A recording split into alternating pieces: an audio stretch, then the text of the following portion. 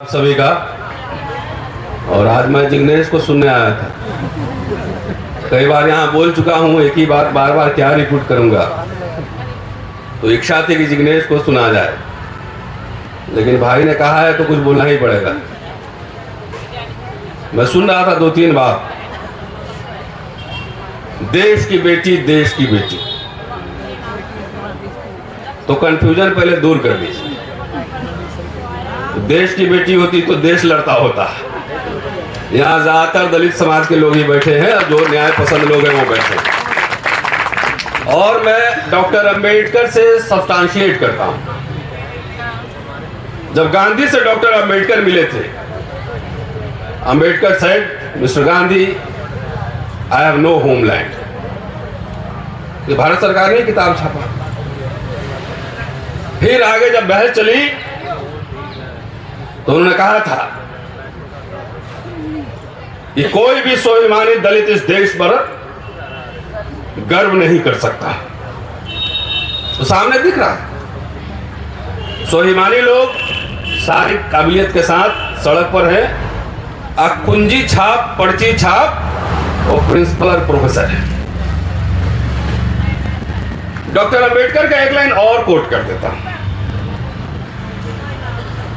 कि जब मेरे हित और देश के हित में टकराव होगी, टकराएगा, जब मेरा हित और देश का हित टकराएगा तो मैं अपने हित की कुर्बानी दूंगा। लेकिन जब देश का हित और समाज का हित टकराएगा तो मैं समाज के हित को सर्वोपरि रखूंगा, देश के हित को सर्वोपरि नहीं रखूंगा। ये किताबें सरकार ने ही छापी, वहीं से पढ़ के बता रहा हूं। तो जब हमारे हित और व्यवस्था के हित में टकरावट होगी तो मैं अपनी कुर्बानी दूंगा। लेकिन अगर हमारे समाज के हित में और इनसे टकराहट होगी तो मैं सड़क पर रहूंगा। एक शिक्षक का काम, एक टीचर का काम न भक्ति करना है और न भक्ति सिखलाना है। मेरे कई छात्र यहां बैठे हुए, जब आप पढ़ाते हैं क्लास में, the first thing I argue with my students, question everything, why, when, where, how, what। आजकल जो है ना, भक्ति परंपरा में छाया हुआ है पूरा। Don't question anything, if you are questioning anything you will be punished। तो हम लोग पनिश, तो कोई बात नहीं है, मैं तो परमानेंट हूं, मुझे निकालने में दिक्कत हो रही है। आ जाओ वहीं पे, कुंजी छापो, तुमसे डरता नहीं मैं। अरे इतना आसान थोड़ी है, लड़ेंगे। बहुत नेताओं पे भी चर्चा हुई अभी। भाई ऐसा है, आप लोग से मेरा रिक्वेस्ट है कि नेताओं को इज्जत करिए। वो कह रहे हैं कि जब हम पूरा देश का हुक्मरान बन जाएंगे, देश का सब कब्जा कर लेंगे, तो उस दिन सबका अधिकार दिला देंगे, सम्मान दिला देंगे, सब कुछ दिला देंगे, इनको वाइस चांसलर बनवा देंगे। हाँ, उसके पहले नहीं, मतलब 100% लेंगे, और नहीं तो जो है, जो भी है उसको खत्म कर लेंगे। तो इतना डिस्ट्रक्टिव आइडिया के साथ हमारे लीडर्स, कैसे बनोगे फॉर्मूला नहीं है कुछ, उसका कोई फॉर्मूला नहीं। तो उन पर रहम कीजिए। और मुझे लगता है कि जब समाज और राजनीति में टकराहट होगी तो समाज हर समय आगे रहता है। उदाहरण है जिग्नेश, 2 अप्रैल का आंदोलन, लीडर नहीं थे कहीं, रोस्टर का आंदोलन यहीं से शुरू हुआ। आप आए थे उस प्रोग्राम में, आप आए थे। 1 साल तैयारी की गई। हमारे नेता जब 5 तारीख को हम लोग जीत लिए तो 6 तारीख को ट्वीट आता है। तो उनको छोड़ दीजिए, समाज जागृत कीजिए। उनको भाई एमएलए एमपी तो 200-400 ही बनना है, लाखों लोगों को नौकरियां मिल सकती हैं, लाखों लोगों को रोजगार मिल सकता है। तो हमारी लड़ाई लाखों लोगों की है, एक आदमी की व्यक्तिगत मुक्ति की नहीं। तो इसलिए थोड़ा रहम करना है, उनको छोड़ दीजिए जिस हाल में। विश्वविद्यालय क्या होते हैं? सिर्फ क्लासरूम होते हैं? विश्वविद्यालय विश्व शब्द से बना है, वर्ल्ड, विश्व, यूनिवर्स। यूनिवर्स का क्या मतलब है? कि दुनिया भर की तमाम आइडियोलॉजीज यहां आएंगी जाएंगी, यहां डिबेट्स होंगे, यहां संघ भी रहेगा, यहां वामपंथ भी रहेगा, समाजवादी भी रहेंगे, अंबेडकरवादी भी रहेंगे। यह होता है विश्वविद्यालय का मतलब। फेमिनिस्ट भी रहेंगे, पैट्रियार्क भी रहेंगे। डेमोक्रेसी का मतलब यह नहीं है कि हम सब एक विचारधारा मानते हैं और एक साथ रहते हैं। डेमोक्रेसी का मतलब यही है कि हम अलग अलग विचारधारा मानते हैं, तब भी हम साथ रहते हैं। यही लोकशाही है। लेकिन एक संघ परिवार की सरकार, मैं संघ परिवार ही कह रहा हूं और उनको बधाई भी देता हूं। ये कांशीराम जी ने सोशल इंजीनियरिंग का जो फॉर्मूला दिया था, हमारे लोग भूल गए, लेकिन संघ परिवार ने सीख लिया। एक उधर ट्राइबल सीएम बना लिया, लो एक एक चाहिए ना, समाज हमारा एक नेता खाली चाहिए, मंत्री चाहिए, बाकी मरो जिए तुम जानो। तो एक यादव भी बना दिया उधर, एक इधर डेप्यूटी सीएम दलित भी बना दिया।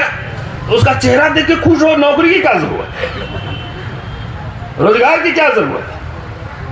तो इस मामले में वो इंजीनियरिंग आरएसएस वालों ने सीख लिया, हमारे लोग बैक गियर में चल रहे हैं। जो आंदोलन जिसको करना चाहिए, देखिए हक हकूक,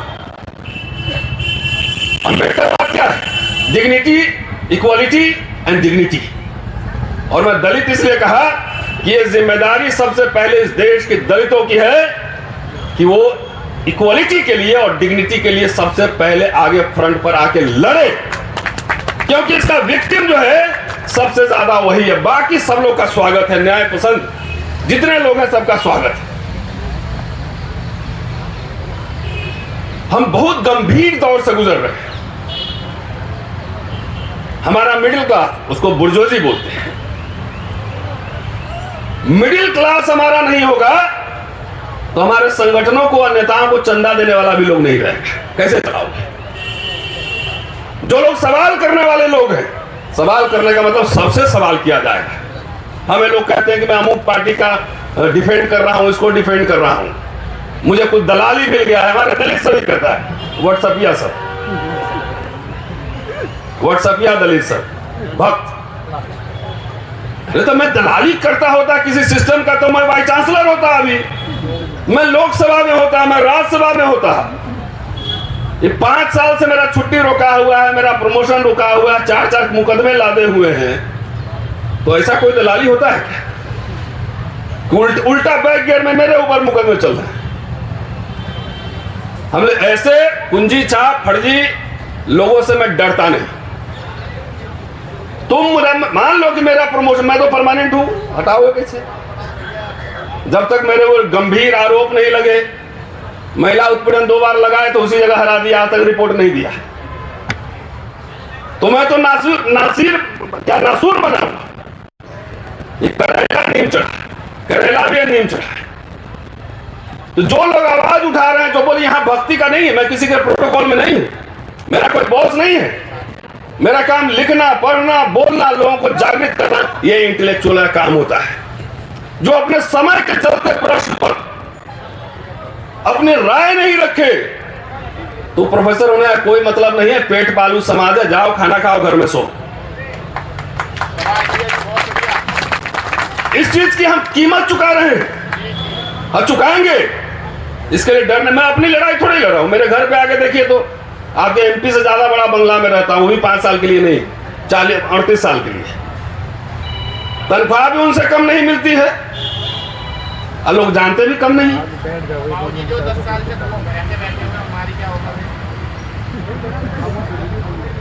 ये लड़ाई व्यक्तिगत नहीं, किसके लिए लड़ाई कॉस्ट पे की जा रही है। गिरफ्तार भी कराओगे, मुकदमे भी करोगे, क्यों? Why? Because we are raising serious question. ये देश, नेता अपने कुर्सी बचाने में लगा हुआ है, हम लोग देश को जो है आरएसएस के कब्जे से मुक्त कराने की लड़ाई लड़ रहे हैं, विश्वविद्यालय और देश दोनों को। ये समझ लीजिए, जिस तरीके से दिल्ली, बाकी तो दुरुस्त प्रदेश छोड़ दीजिए, जिस तरह दिल्ली में लग रहा है 2 देश बटा हुआ है।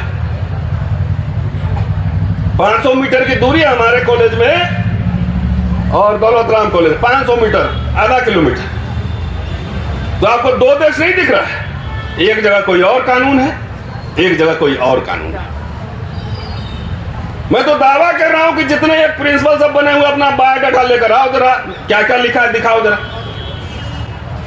दिखाओ ना। तुम्हारे मेरिट देखते हैं, आधे जेल में नजर आएंगे, लेकिन कब्जा किया हुआ लगता है कि यूनिवर्सिटी पे, देश पे कब्जा कर लिए, तो इसको निकाल दो, उसको निकाल दो, उसको सजा दे दो, ये चल रहा है। तो जो डर गया वो मर गया। अब मरना तो एक दिन है ही सबको, अमर तो कोई होना नहीं।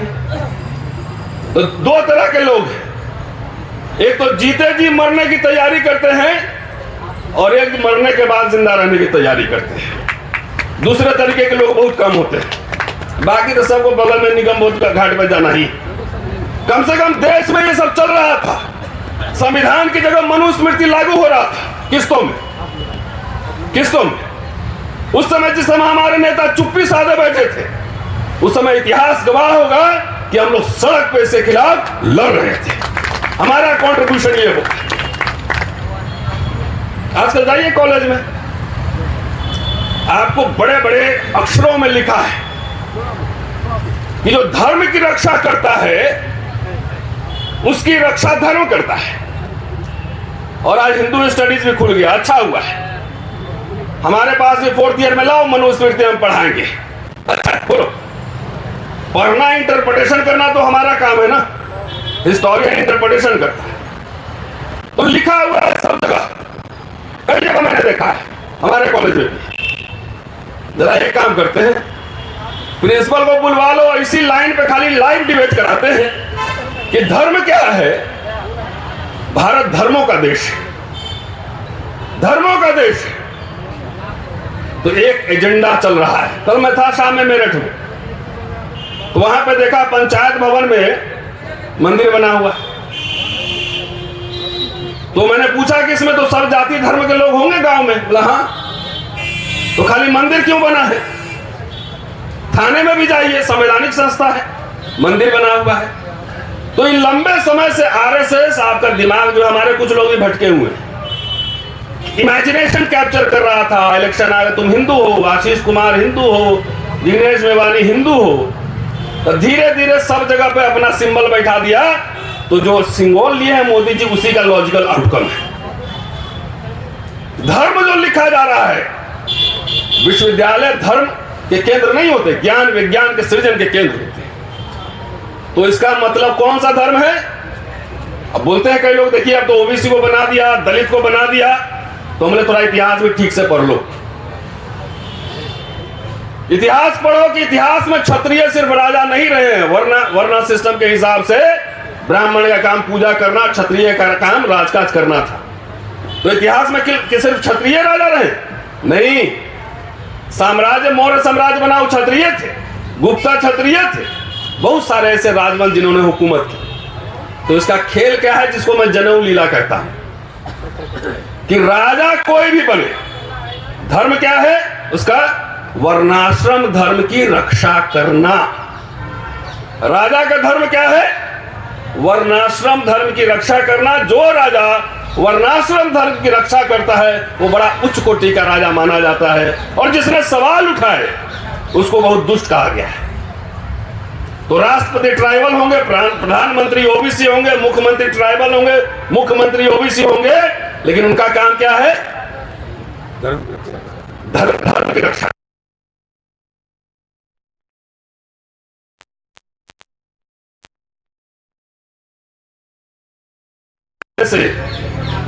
किसी के राष्ट्रपति बनने से डरली मत बजाओ। इस देश के सत्ता और संसाधन में कितनी हिस्सेदारी है ये बात करो।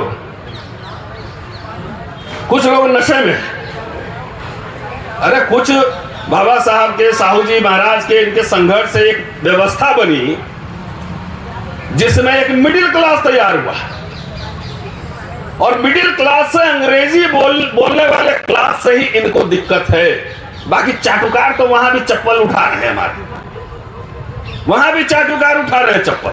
और सीधा मैनेज नहीं होता है तो पीछे से भी मैनेज हो जाता है। पार्टी के पार्टी बिक जा रहे हैं, दल के दल बिक रहे हैं, नेता किस्त में बिक रहे हैं।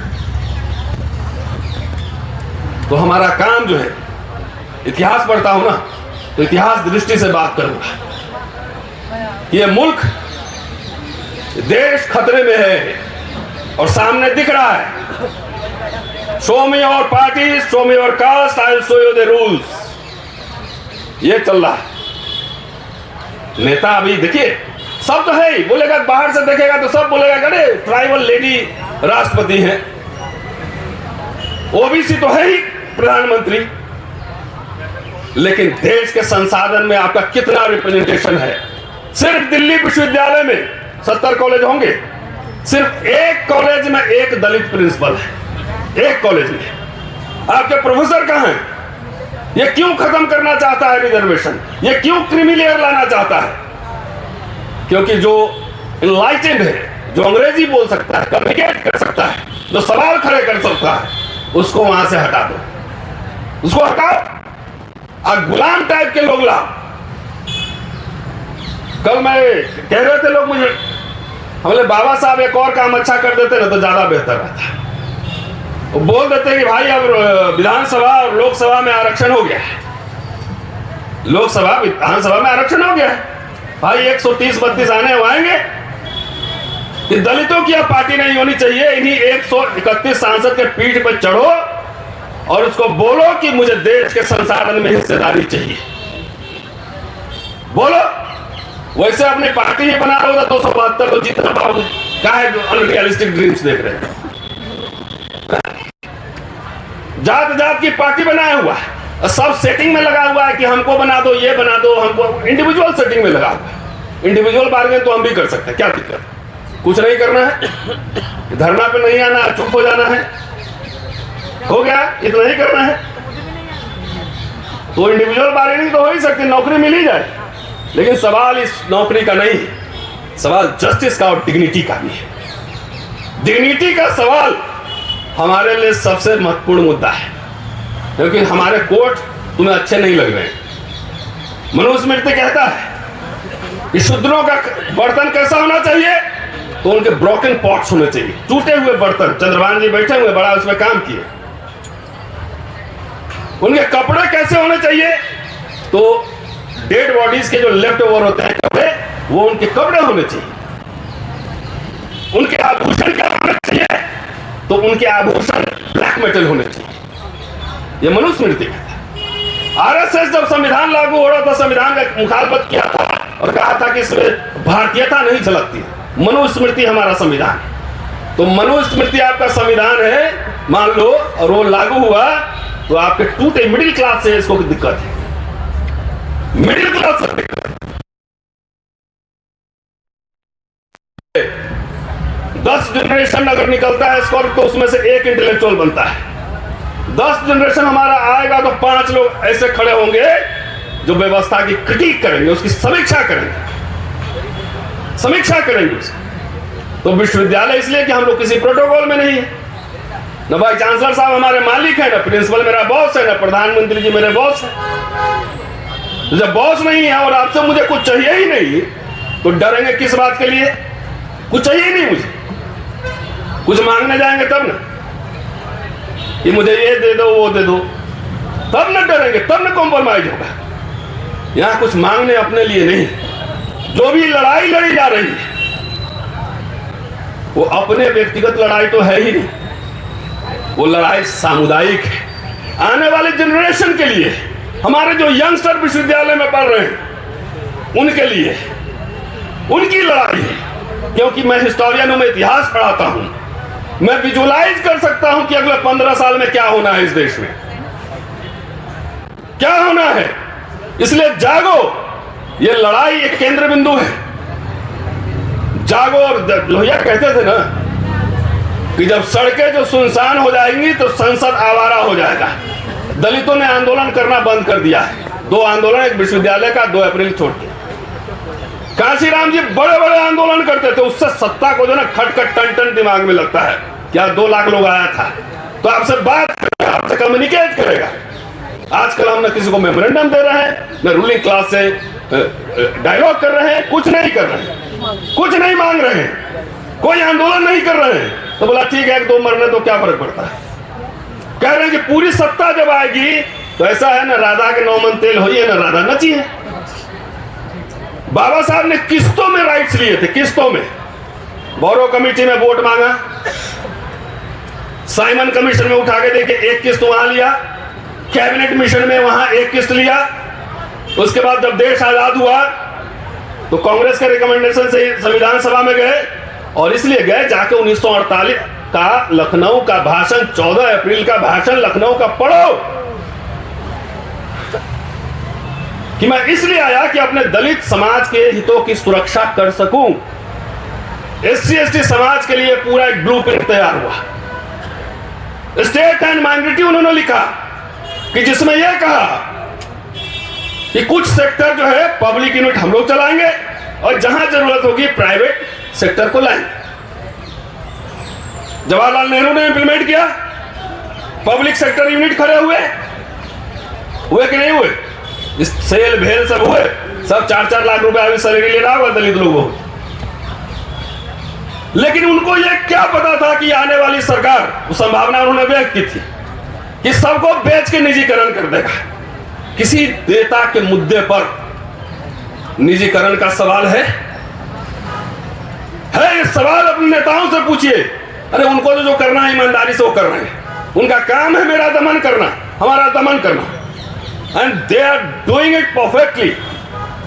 हमारे किसी नेता ने सब सीट एडजस्टमेंट करता है, खाली सीट एडजस्टमेंट करता है। पार्लियामेंट सेशन चल रहा है, समाज अगर बटा नहीं होता, जात जात के नेता नहीं बनाया होता, तो जाके उनके पीठ पर बैठते बोलते पार्लियामेंट में बोलो नहीं तो तुम्हारे कॉन्स्टिट्यूएंसी में आकर हरवाएंगे तुम। हमने नेताओं पर लगाम लगाना छोड़ दिया है। बाबा साहब वही कॉन्स्टिट्यूएंट असेंबली के भाषण में कहते हैं कि राजनीति में भक्ति जो है वो तानाशाही की ओर ले जाने वाला मार्ग है। धर्म में मुक्ति का मार्ग हो सकता है, लेकिन राजनीति में भक्ति नहीं। तो आजकल राजनीति में भक्ति का काल चल रहा है, उसमें हम लोग कुछ टिमटिमाते हुए लोग जो उस पर टन टन मार रहे हैं, इससे तुम्हारी मुक्ति नहीं। दोस्तों जिग्नेश को सुनने आया था, लेकिन मास्टर आदमी बोलने की आदत है, खड़ा कर दिए, बोल दिए। तो ये समझिए जरा सा, नशा जो है, नशा, राजनीति का मतलब इलेक्शन नहीं होता है। If I am speaking something here, this is also part of politics, because I am giving alternative. ये भी पॉलिटिक्स का पार्ट है। कोई विमर्श नहीं, कोई डिबेट नहीं, कोई डेमोक्रेसी नहीं, खाली इलेक्शन के समय।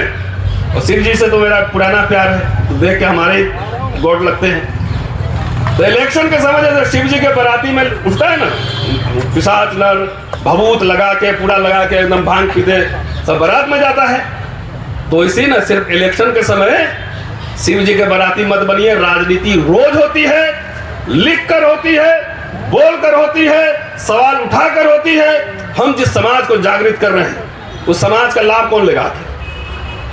राजनीतिक दल लेगा। और वही कह रहा है कि आंदोलन मत करो, कुछ मत करो, सिर्फ आप मुझे वोट दो चुपके से।